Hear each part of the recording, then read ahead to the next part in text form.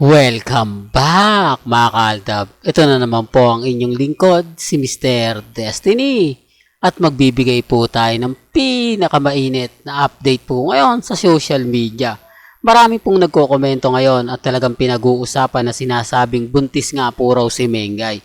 Kapansin-pansin daw po yung mukha daw po ni Mengay na talaga naman pong sobrang blooming, sobrang kumbaga masasabing kakaiba daw po. Alam nyo, sa totoo lang, simula't simula pa lang po, kahit po nasa Tape Incorporated si Mengay, blooming po talaga to lagi. Hindi po ba? Marami po talaga nakakapansin niya na mas gumaganda ngayon si Maine Paul Carson at mas gumagawa po naman po si Alden Richards. Alam nyo, kapag ka-Alda ba nagsasabing buntis si Mengay, ang dami nagre-react, ang dami nagko-komento. Pero ngayon, maraming nagsasabi na buntis daw po si Mengay, sabi po ng mga Maine fanatics.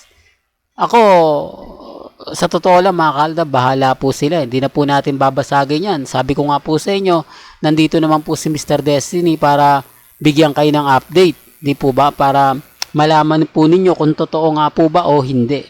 Pero bago tayo magsimula at bago natin ituloy itong mainit na update po natin, kung bago ka lang sa channel na to at isa kang true-blooded Aldab Nation na nagmamahal po kina Mengay at Isoy, tama po ang channel na pinuntahan mo, kaya consider na po kitang bagong subscriber. At huwag mong kalimutang i-share ang mga video po natin sa mga mami, sa mga titas, at sa mga senyor. Alam nyo, ito sa mga mami, sa mga titas, pansinin nyo po ang bewang ni Mengay. Hindi po ba malaki na pinagbago? Pansinin nyo yung hita po ni Mengay. Hindi na po katulad dati ng sobrang sexy. Ibig kong sabihin mga kaaldab, sexy naman si Mengay pero marami po nakakahalata na lumaki po talaga yung balakang ni Mengay. Yan ay base naman po sa mga nakakalap nating impormasyon at sa mga nakukuha nating update. Galing po mismo. I-remind ko lang po sa inyo mga kaaldab napakarami po nating update na nagpapatunay nga po kung ano nga po ba talaga ang sitwasyon ni Mengay. Ngayon mga kaaldab, si Mengay po yung gusto nilang pag-usapan dahil nga po talagang si Alden Richards talagang trending Parang gumagawa po talaga sila ng senaryo na gustong may laging naididikit o laging kumbaga pinag-uusapan si Mengay. Pero mga kaaldab, siyempre bahala na po kayo mag-react dyan Bahala na po kayo mag-komento. Basta sa akin kung ano lang po yung latest, kung ano lang yung trending, kung ano lang po yung pinag-uusapan, ibabahagi ko po sa inyo. Yan naman po yung kagandahan nyo po sa social media. At syempre kay Mr. Destiny. Kasi tayo po mga kaaldab, maraming nakikita, maraming mga kumbaga napapansin na hindi po nila alam. Sabi ko nga po sa inyo, kung pupunta po kayo ng Instagram, Twitter, namamayagpag po talaga si Alden Richards at yung pelikula nila ni Julia Montes. Kaya nga po, gusto nilang isingit si Mengay na keso buntis daw. Keso daw nakakaramdam na raw po ng yung alam nyo sa totoo lang kung buntis po si Mengay, for the record lang po hindi na po siya pupunta pa sa EAT. Hindi po ba? Kumbaga nasa bahay na lang siya. Ewan ko mga kaaldab, ito po kasing isa sa sa binibigyan nila ng senaryo. Kasi kung matatandaan nyo, di po ba si Jela Ataide, nag-react si Jela Ataide na kumbaga si Mengay nga po raw kumbaga magkakaanak at sabi nga po daw niya babae daw po. Di po ba? Totoo naman po yung mga sinasabi ko Kasi kung hindi naman po kay Jela Ataide, hindi naman po magre-react ng mga iba. Hindi naman po ito pag-uusapan po sa social media.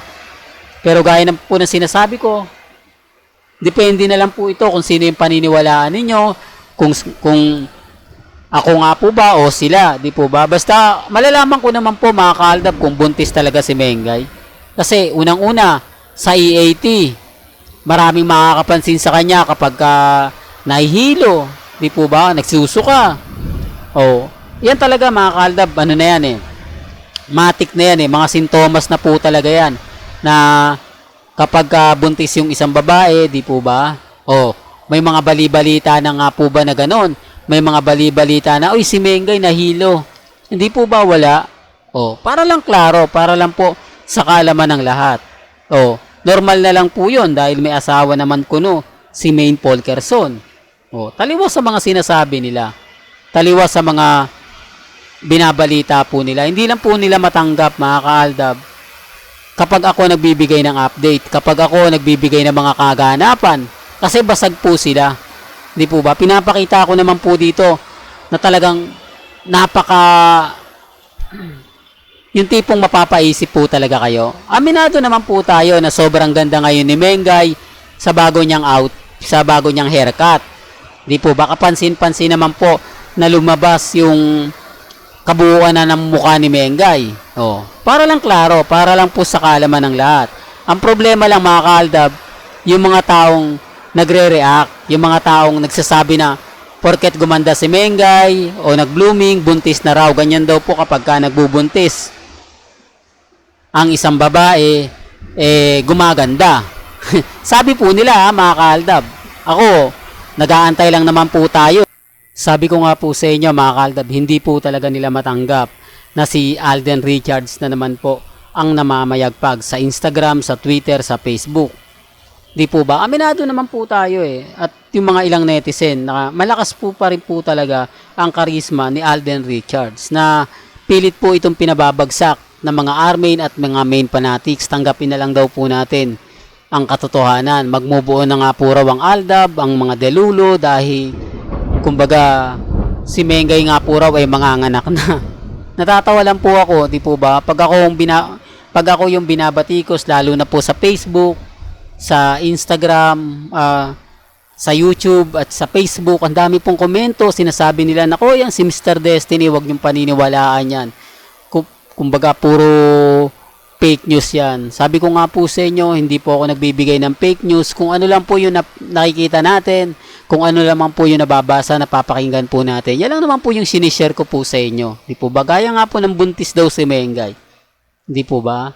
Buntis daw, mga kaaldab. Yun po yung sabi nila. Okay lang naman. Sabi ko nga po sa inyo, may kanya-kanya tayong opinion, may kanya-kanya tayong pananaw. Yan po yung sabi ng mga Armain. Pero kapag nabasag naman po sila, guilty sila. Di po ba?